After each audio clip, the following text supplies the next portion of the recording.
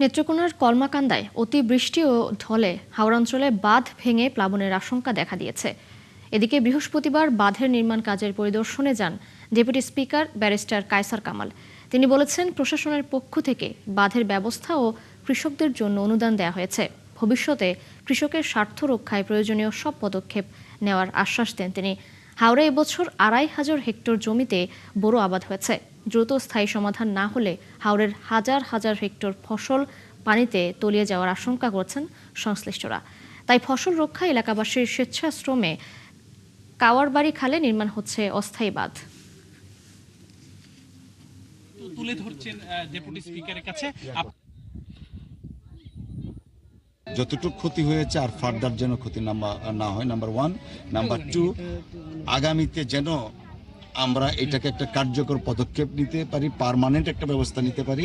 সেইটার জন্য আমি পানি সম্পদ মন্ত্রণালয়ের সাথে কথা বলবো।